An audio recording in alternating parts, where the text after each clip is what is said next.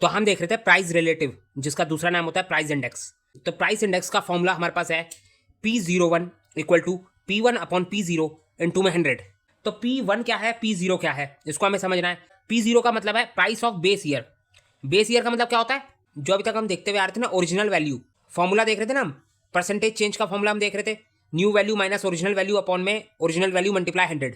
तो जो original value थी, जिस ईयर की ओरिजिनल वैल्यू हम लेते थे, उसी ईयर को यहाँ पर बोला जाता है बेस ईयर। अगर बात करूँ करंट ईयर की, तो जो हमारी न्यू वैल्यू थी, न्यू वैल्यू के ईयर को ही हम यहाँ पर करंट ईयर बोलते हैं। तो करंट ईयर का मतलब क्या हो गया, न्यू वैल्यू वाला ईयर, और बेस ईयर का मतलब हो गया ओरिजिनल वैल्यू वाला ईयर। अभी हम एग्जाम्पल से समझेंगे, तब जाकर अच्छे से बात क्लियर होगी। और P01 का मतलब क्या होगा, प्राइस इंडेक्स। P01 का मतलब होता है price index, price index of current year. यहां पर हम किसका प्राइस इंडेक्स निकाल रहे हैं, करंट ईयर का।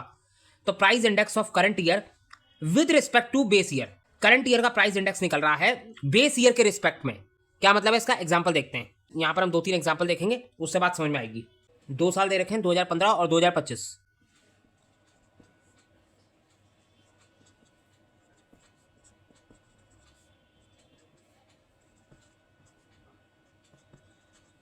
एक कॉमोडिटी है हमारे पास, वीट। वीट का प्राइस हमें गिवन है। 2015 में 30 रुपए किलो वीट मिलता था, वही 2025 में वीट का प्राइस हो गया 48 रुपए किलो।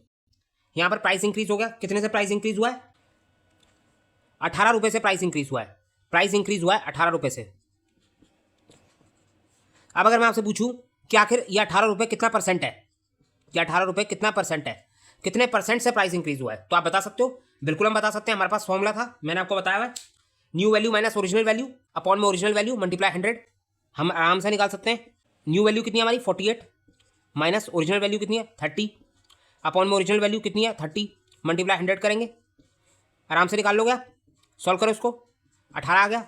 चेंज है 18, क्या है हमारे पास, चेंज इन प्राइस, अपॉन में ओरिजिनल वैल्यू मल्टीप्लाई 100। 0 से 0 चला गया, 3 6 18, कितना आ गया 60%, 60% आ गया। 60% प्राइस में चेंज आया है। मतलब क्या है इसका, 30 रुपये प्राइस था 2015 में, इसका 60% कितना होता है, अगर हम निकालें इसका 60% तो कितना आएगा 18 रुपये। यानी 30 रुपये का 60% हो गया 18 रुपये। 18 रुपये का प्राइस इंक्रीज हुआ है 2015 से 2025 के बीच में। तो यहाँ पर 60% हमारा प्राइस इंक्रीज हुआ है। ये जो हमारा परसेंट आया है 18 रुपये का मतलब हो गया 60%। इसको आप चाहो तो एक्स से भी निकाल सकते थे, मैंने आपको बताया था। एक्स का तरीका भी हम यूज कर सकते हैं। कैसे निकालोगे, 30 रुपये का प्राइस था 2015 में, 30 रुपये का 60% कितना है 18। हम इसको ऐसे लिख सकते हैं, अगर मान लो हमें पता हो 60% प्राइस इंक्रीज हुआ है, तो हम क्या करेंगे, 30 इंटू 60% इक्वल टू कितना हो जाएगा 48। ऐसे लिखा जा सकता है, कोई दिक्कत है। 30 रुपये का 60% कितना होगा 18, तो 30 प्लस 18 इक्वल टू 48। इक्वेशन सही है, इसमें कोई दिक्कत नहीं है ना। अब इसी को मैं बोलता हूँ यहाँ पर कि हमें नहीं पता कितने परसेंट प्राइस इंक्रीज हुआ है, तो मैंने इस परसेंट की जगह क्या लिख दिया, एक्स। हमने मान लिया x% प्राइस इंक्रीज हुआ है। तो अब जरा इसको सॉल्व करो। x% क्या होगा, x अपॉन 100 इक्वल टू 48। अभी भी 60% आना चाहिए। 30 प्लस 30 x अपॉन में 100 इक्वल टू 48। आराम से सॉल्व हो सकता है, मैं आपके लिए पूरा डिटेल में कर रहा हूँ, जगह नहीं है यहाँ पर, नीचे ऊपर मिटा देते हैं।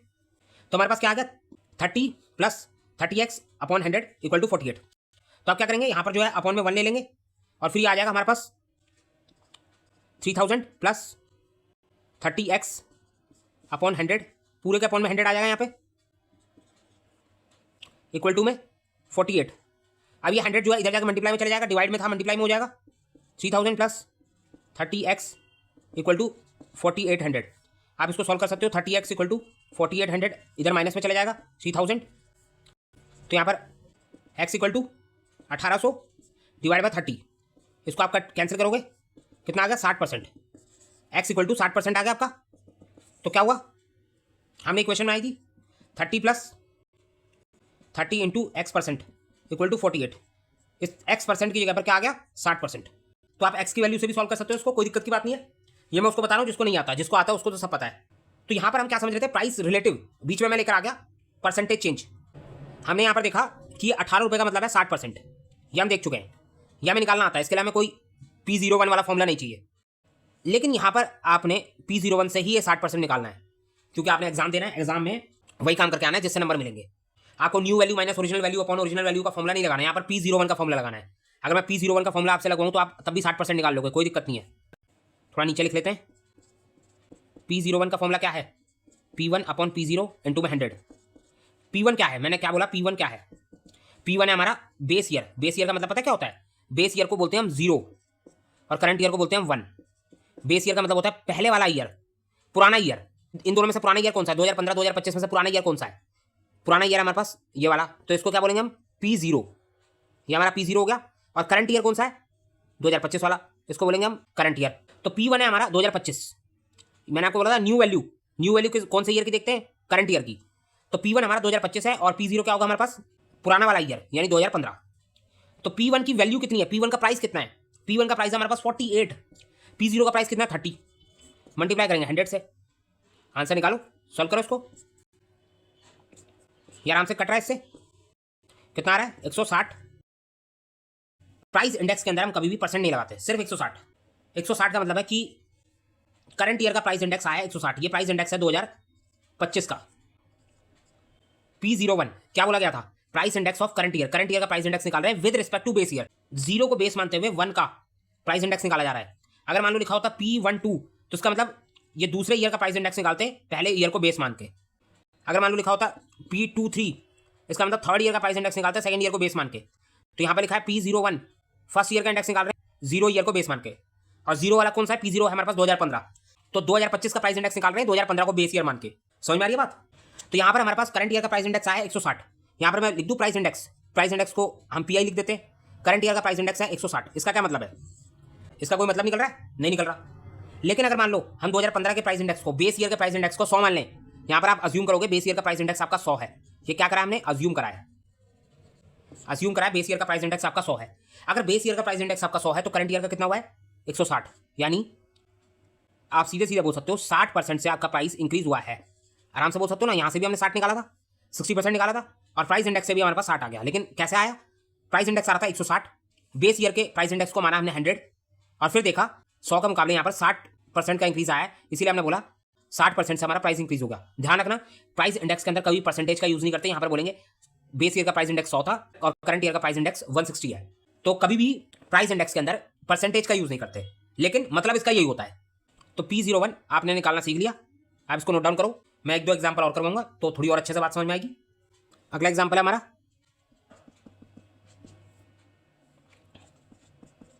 2010 और 2020, 2 ईयर दे रखे हैं।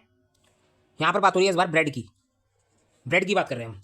10 रुपये प्राइस था ब्रेड का 2010 में। 2020 में प्राइस बढ़ के 15 हो गया। कितने परसेंट प्राइस बढ़ा है अगर मैं आपसे पूछ लूँ? छोड़ो परसेंट बाद में निकालेंगे, पहले P01 से आंसर निकाल लेते हैं। P01 प्राइस इंडेक्स निकाल लेते हैं जरा इसका। मैं आपसे पूछ रहा हूँ बेस ईयर कौन सा है? तो बेस ईयर हमारे पास 2010, ये हमारा बेस ईयर है, इसको हम P0 बोलेंगे। करंट ईयर कौन सा है हमारे पास? P1। करंट ईयर हमारे पास 2020। अच्छा, P का मतलब समझ रहे हो? P का मतलब है प्राइस। यहाँ पर प्राइस की बात हो रही है। अभी थोड़ी देर बाद हम क्वांटिटी की बात करेंगे, फिर वहां पर हम Q0 Q1 की बात करेंगे। अभी मैं आपसे प्राइस की बात कर रहा हूँ, तो इसलिए मैं P बोल रहा हूँ, P0 P1। तो फॉर्मूला क्या है? P1 upon P0 multiply 100। P1 बताओ कितना है? P1 है हमारे पास 15, P0 कितना है? 10, मल्टीप्लाई 100 करेंगे।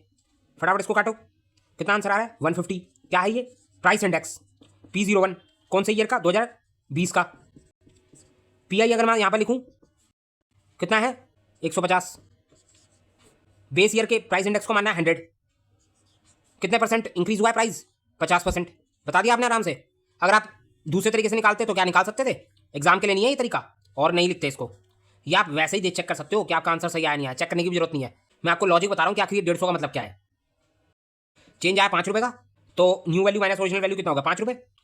ओरिजिनल वैल्यू हमारे 10 रुपये, मल्टीप्लाई करेंगे 100, कितना आ गया? 50%। तो वही हम निकाल रहे थे, 50% का चेंज आया। तो क्या कर रहे हैं हम यहाँ पर? इन्फ्लेशन और डिफ्लेशन चेक कर रहे हैं कि कितने से प्राइस इंक्रीज हुआ है या कितने से प्राइस डिक्रीज हुआ है। अभी डिक्रीज वाला क्वेश्चन भी आएगा जहाँ पर प्राइस डिक्रीज होगा। तो प्राइस डिक्रीज भी हो सकता है, इंक्रीज भी हो सकता है। तो इंडेक्स नंबर का चैप्टर जो है ना, बेसिकली इकोनॉमिक्स के अंदर बहुत काम आता है। इंडेक्स नंबर को इकोनॉमिक का बैरोमीटर बोला जाता है, जो हमारे इकोनॉमिक डेटा को मेजर करता है।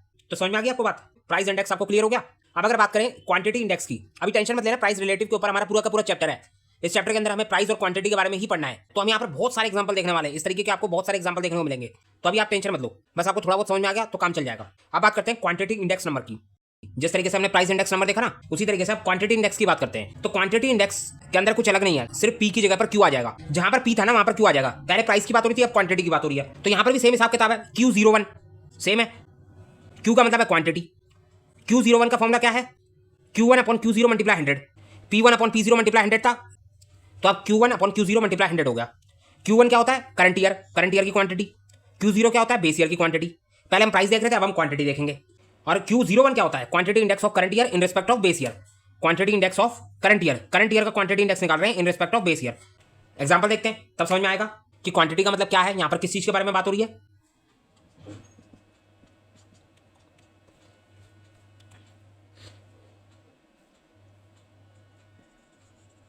तो यहां पर बात करेंगे हम शुगर की।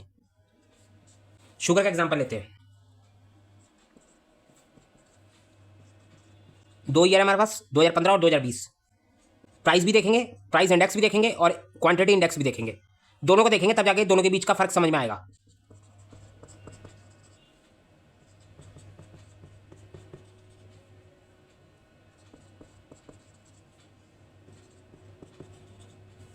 अब देखो, शुगर की बात कर रहे हैं। 2015 में शुगर का प्राइस था 40 रुपीज़ के जी, और उस टाइम पे हम 100 के जी शुगर कंज्यूम करते थे।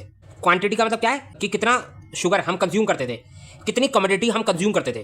तो 2015 में शुगर का प्राइस 40 रुपये किलो था। उस समय पर हम 100 किलो शुगर कंज्यूम करते थे। 2020 में शुगर का प्राइस 40 से 50 हो गया। तो जैसी प्राइस बढ़ा, हमने शुगर कंज्यूम करना कम कर दिया। अब 2020 में हम 80 के जी शुगर कंज्यूम करते हैं। नॉर्मल सी बात है, जब किसी भी चीज़ का प्राइस बढ़ता है तो हम उसकी थोड़ी बहुत कंजम्पशन कम कर देते हैं। तो यहाँ पर प्राइस बढ़ते ही हमने शुगर की कंजम्पशन को कम कर दिया। सबसे पहले बात करते हैं प्राइस की, यानी प्राइस इंडेक्स की। तो अगर मैं प्राइस इंडेक्स की बात करूं, यानी P01 की बात करूं, तो P01 का फॉर्मूला क्या था? P1 upon P0 multiply 100। तो अगर हम इसको सॉल्व करें, P1 क्या है हमारा? P1 है हमारा 50 रुपये। करंट ईयर कौन सा हमारा? 2020, और बेस ईयर कौन सा हमारा? 2015। तो ये कहलाएगा हमारा P0 और ये कहलाएगा हमारा P1। P1 है हमारा 50 रुपये और P0 है हमारा 40 रुपये। इतना तो समझ में आ रहा है। करंट ईयर है 2020 और बेस ईयर है 2015। अगर आप इसको सॉल्व करोगे तो आपका आंसर क्या आएगा? कैलकुलेटर पे सॉल्व करना, आंसर आएगा 125। ये हमारा प्राइस इंडेक्स है। कितना? 125। कैलकुलेटर पे सॉल्व हो जाएगा। 50 अपॉन 40 करोगे, मल्टीप्लाई 100 करोगे, आराम से 125 आ जाएगा। 125 का मतलब पता क्या है? डायरेक्टली आप बोल सकते हो 25% प्राइस इंक्रीज हुआ है। कैसे बोलोगे आप? यहाँ पर हम मान लेते हैं 2015 का प्राइस इंडेक्स है, अज्यूम करेंगे 100। 2015 का प्राइस इंडेक्स कितना है हमारा? 100। तो 2020 का प्राइस इंडेक्स हमने निकाला, कितना है? 125। ये प्राइस इंडेक्स कब का है? 2020 का, करंट ईयर का। 2020 का प्राइस इंडेक्स है 125। तो 25% से प्राइस इंक्रीज हुआ है। समझ में आ रही है आपको बात? तो आप 125 को क्या बोल सकते हो? डायरेक्टली 25% से प्राइस इंक्रीज हुआ है, आराम से आप बोल सकते हो। तो प्राइस इंडेक्स हमने निकाल लिया। कोई दिक्कत है इसमें? आप चाहो तो चेक कर सकते हो उसको। हमारे वही new value minus original value के तरीके से कितना चेंज आया है? 10 रुपये का चेंज आया है। 40 से 50 प्राइस हुआ है, 10 रुपये का चेंज आया है। ओरिजिनल वैल्यू क्या थी? 40। मल्टीप्लाई है 100 करोगे तो भी आराम से कितना आ रहा है? 25% ही आ रहा है। इसको आप सॉल्व कर सकते हो। 10 अपॉन 40 मल्टीप्लाई 100, 2.5 आ जाएगा। तो यहाँ पर कितना आ रहा है? 25%। ऐसे भी 25% ही आ रहा है। कैसे भी निकाल लो, कोई दिक्कत नहीं, 25% ही आएगा। तो समझ में आ रही है आपको बात? यहाँ पर इसको साफ कर देते हैं।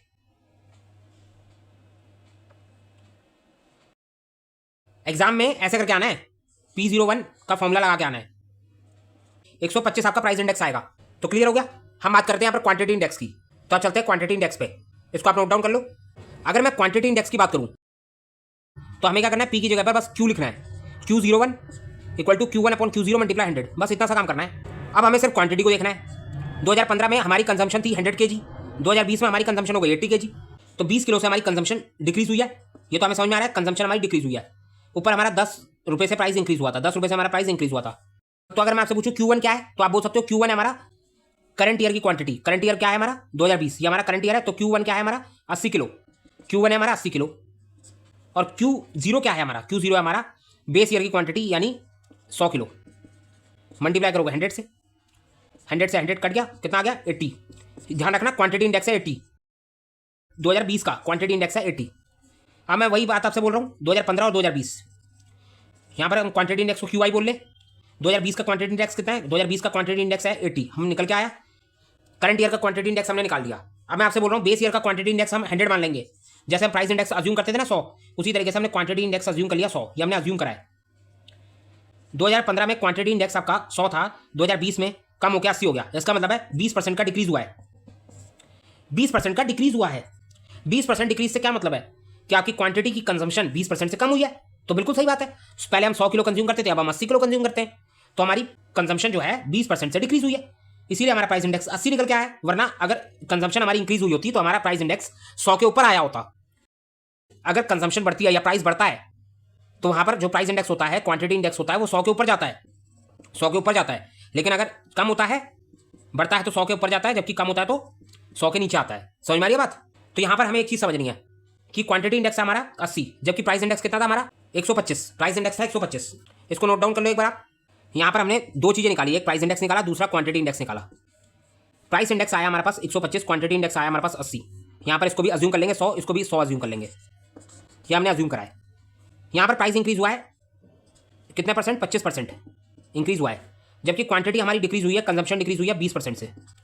तो क्या कह सकते हैं हम? प्राइस बढ़ता है तो क्वांटिटी कम होती है, प्राइस बढ़ेगा तो क्वांटिटी कम होगी, यानी क्वांटिटी डिमांड कम होगी। अगर आपने लॉ ऑफ डिमांड पढ़ा होगा इकोनॉमिक्स के अंदर तो आपको लॉ ऑफ डिमांड का रूल पता होगा कि प्राइस बढ़ता है तो क्वांटिटी कम होती है। वो तो नॉर्मल सी बात है, प्राइस किसी भी चीज़ का बढ़ेगा तो उसकी कंजम्पशन हम कम कर लेते हैं, उसकी कंजम्पशन कम हो जाती है। जबकि अगर प्राइस किसी चीज़ का डिक्रीज होता है तो उसकी कंजम्पशन बढ़ जाती है। अगर मान लो यहाँ पर शुगर जो है 40 की जगह पर 30 रुपये हो जाती, तो उस केस में कंजम्पशन हो सकता है हमारी कंजम्पशन 100 की जगह पर 120 हो जाती। हम 2-4 मिठाइयाँ और खानी शुरू कर देते, अपनी कंजम्पशन को बढ़ा देते। नॉर्मल सी बात है ना, किसी भी चीज़ का प्राइस बढ़ता है तो कंजम्पशन कम हो जाती है, और प्राइस कम होता है तो कंजम्पशन बढ़ जाती है। तो प्राइस इंडेक्स और क्वांटिटी इंडेक्स बस इतनी सी बात कह रहा है, परसेंटेज चेंज निकालना है। वही बात जो हम स्टार्टिंग से बोलते हुए आ रहे हैं, बस यहाँ पर उसको फॉर्मूले का नाम दे दिया, क्योंकि एग्जाम में आपको फॉर्मूला लिख कर आना है और फॉर्मूले से क्वेश्चन को सॉल्व करना है। तो समझ में आ रही है आपको बात? धीरे धीरे हम छोटी छोटी बातों को लेते हुए चलेंगे और अपने बड़े क्वेश्चंस पे पहुंच जाएंगे। बड़े क्वेश्चंस भी तो छोटी छोटी बातों को लेकर ही बनते हैं। तो पहले हम छोटी छोटी बातों को सीखेंगे, उसके बाद हम सबको जोड़ के बड़ा क्वेश्चन तैयार कर लेंगे। तो यहाँ तक की बात क्लियर हो गई आपको? प्राइस इंडेक्स और क्वांटिटी इंडेक्स समझ में आ गया? थोड़ा बहुत तो क्लियर हो गया। तो अब हमारा नेक्स्ट टॉपिक है methods for construction of index number. यहाँ पर हम इंडेक्स नंबर के मेथड्स को देखेंगे। तो हमारे पास दो तरीके के मेथड्स होते हैं, या हम बोल सकते हैं दो टाइप के इंडेक्स नंबर होते हैं। पहला टाइप होता है सिंपल इंडेक्स नंबर। पहला टाइप क्या है? सिंपल इंडेक्स नंबर, जिसका दूसरा नाम होता है अनवेटेड इंडेक्स नंबर। जबकि दूसरा टाइप है हमारे पास वेटेड इंडेक्स नंबर। यहाँ पर इसको वेटेड कर देना। दूसरा टाइप है हमारे पास वेटेड इंडेक्स नंबर। पहला टाइप है अनवेटेड और दूसरा टाइप है वेटेड इंडेक्स नंबर। अगर बात करूँ अनवेटेड की, तो उसके अंदर सबसे पहला मेथड आता है। अनवेटेड के अंदर भी दो मेथड है। पहला है सिंपल एग्रीगेटिव मेथड, तो ये हो गया पहला मेथड, ये हो गया पहले मेथड का पहला टाइप। पहले मेथड के अंदर फर्दर क्लासिफिकेशन, तो पहले मेथड का पहला टाइप हो गया सिंपल एग्रीगेटिव मेथड, जबकि पहले मेथड का दूसरा टाइप हो गया simple average of price relative method. तो अनवेटेड के अंदर दो मेथड आ गए, simple aggregative method, simple average of price relative method. उसी तरीके से वेटेड के अंदर, जो कि हमारा दूसरा टाइप है, इसके अंदर भी दो मेथड आ जाते हैं। पहला होता है वेटेड एग्रीगेटिव मेथड। जिस तरीके से यहाँ पर सिंपल एग्रीगेटिव मेथड था, उसी तरीके से यहाँ पर वेटेड एग्रीगेटिव मेथड है। वेटेड इंडेक्स नंबर का दूसरा टाइप है हमारे पास weighted average of price relative method. जिस तरीके से यहाँ पर simple average of price relative था, उसी तरीके से यहाँ पर weighted average of price relative है। तो ये हमारा एक चार्ट हो गया, जिससे हम आगे की बातों को देखेंगे। तो आप इसको नोट डाउन कर लो। सबसे पहले हम सिंपल इंडेक्स नंबर को देखेंगे, उसके दोनों मेथड्स को देखेंगे, सिंपल एग्रीगेटिव मेथड और simple average of price relative को। उसके बाद हम चलेंगे वेटेड इंडेक्स नंबर पे। एक बात और सुन लो कि अनवेटेड के अंदर यहाँ पर लिखा है अनवेटेड, तो यहाँ पर जो है सिर्फ प्राइस का यूज होता है। अनवेटेड मेथड के अंदर या बोल दो सिंपल इंडेक्स नंबर के अंदर सिर्फ प्राइस का यूज होता है। ध्यान से लिख लो, ये बहुत काम की बात है, काम आएगी। सिंपल इंडेक्स नंबर के अंदर सिर्फ प्राइस का यूज होता है, जबकि वेटेड इंडेक्स नंबर के अंदर प्राइस प्लस क्वांटिटी दोनों का यूज होता है। मतलब क्या है इसका? तो चलते हैं देखते हैं। सबसे पहले हम ये समझेंगे कि आखिर वेटेड और अनवेटेड का मतलब क्या है। सबसे पहले ये समझना जरूरी है, उसके बाद इनके मेथड्स पे चलेंगे।